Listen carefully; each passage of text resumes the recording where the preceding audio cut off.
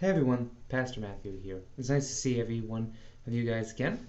We're going through the Psalms as we've been doing these past couple of weeks, and I know that there's a bit of a gap. Sorry, Easter was kind of busy. And we've been going through a lot of Psalms that have been dealing with Jesus' life. But I want to go with something that's more dear to my heart right now, and that is a psalm about anxiety. This has been a year and a half for me that has been very anxious. And things are continuing to be in that anxiety-filled world for myself. A lot of unknowns, a lot of worries, and things that I have no control over. And this psalm has really helped me because it reminds me of things. It is a psalm of David. Remember, David is the author of many of the psalms in the Bible, the second king of Israel. And it is a song for David, a prayer that David has, because he is anxious. He's full of worry, anxiety, and not knowing what's going to happen next. And he's still calling on God to do things.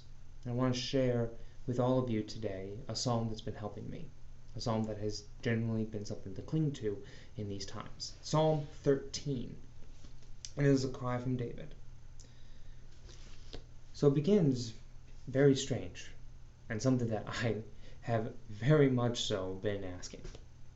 Psalm 13 says, "How long, O Lord, will you forget me forever? How long will you hide your face from me? How long must I take counsel in my soul and have sorrow in my heart all the day? How long shall my enemy be exalted over me?" 4 questions, each the same. How long, O Lord? David himself right now is in a period of his life that is full of this tired, anxious, and hurt place that he's in. He's asking God, how long will you continue not helping me? How long must I suffer here in myself? One of the things that for me really speaks to this is what he says in verse 2, this how long must I take counsel in my soul and have sorrow in my heart all the day? To take counsel in his soul is to look in himself, to try to help himself. I mean, how many times have we said, well, you just get better, just think more positive thoughts, just look at yourself and everything that you have done and be happy with that. And yes, that can help, but there's something that can only go so far. And the more you do it, the more you consistently just look into yourself, it hurts. Because for those who are anxious in heart, for those who are filled with so much tiredness and so much being beat down, looking into oneself doesn't really help much anymore. There's something about taking care of oneself, and David certainly is trying. But there's this idea that he's done it for a long time.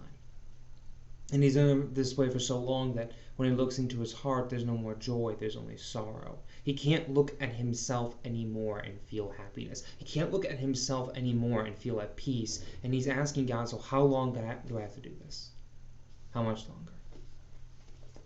It gets even more poignant. He says in verses 3-4, "Consider and answer me, O Lord my God. Light up my eyes, lest I sleep the sleep of death. Lest my eyes say I prevail, lest my enemies say I have prevailed over him. Lest my foes rejoice because I am shaken." This is a guy who knows God's goodness. It's not someone who doesn't. It's not like the man who is always sad, who always is having this downtrodden expression on their face. This is a man who knows the goodness of God, who has known the highs, who has known good things, and he has often experienced that and even shared that with the people of his psalms. But this is a man who also knows darkness, who also knows this deep anxiety, this deep sadness, and this deep longing for something better. He knows this.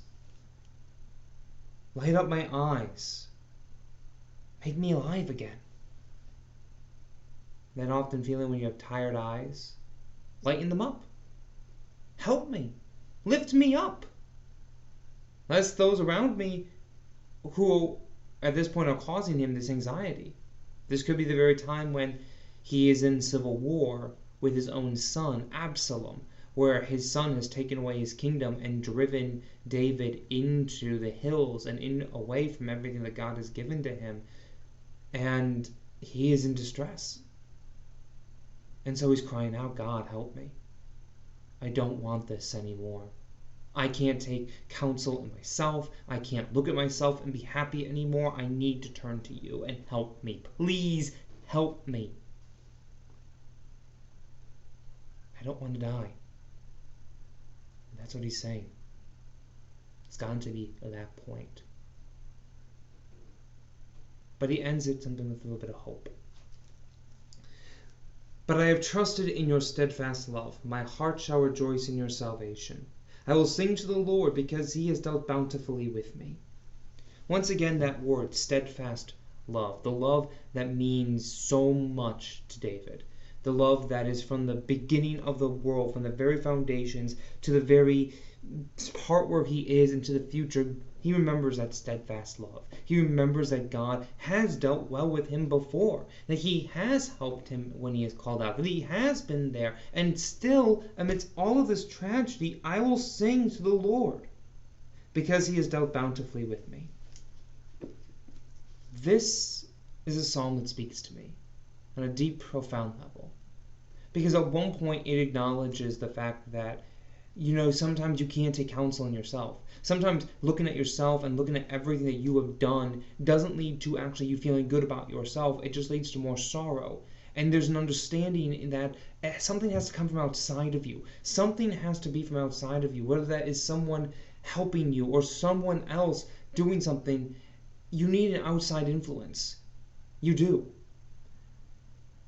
And though you can look at yourself and you can say, please help me. I need that help. I need someone else. For me, that's God. Yes, I can't see him. Neither could David. David never saw God. He saw the prophets of God that God spoke through his word. He saw God enacting judgment, but he never saw God himself, person to person, face to face. And yet he still believed. He still knew about all the good things that God had done for him because he had faith in God. Faith in that steadfast love that kept him through all the hard times before, and that he was sure would keep him through the hard times even to come. Even though he's still anxious at the end of the day, even though at the end of this psalm he's still hurting, he's still in that place, he still remembers God. He still remembers the outside influence of God helping him, of dealing bountifully with him, of being there with him, of showing his love to him forever. And in that moment, David is happy. He sings for joy. He sings in joy, knowing what God has done for him. And he keeps hold to that. He keeps hold to that tightly. Other psalms go into the fact that he will expound upon that. The Lord preserves my life. The Lord leads me beside quiet waters. He restores my soul. Though he walks in the valleys of shadows and death, he does not feel any evil because the Lord is with him. This goes directly into Psalm 23, a psalm that is near and dear to so many people's hearts, that does require some looking into. It is one of the most well-known songs, a song about rest, a song about life, a psalm about David knowing that he can't go any farther in this world, and when he has seen God and seen his work, he rejoices and gives wonderful praise to God. But that's next time, where we cover Psalm 23. But until that time, may the Lord bless you and keep you. The Lord make his face shine on you and be gracious to you. The Lord look upon you with his favor and give you his peace. Amen.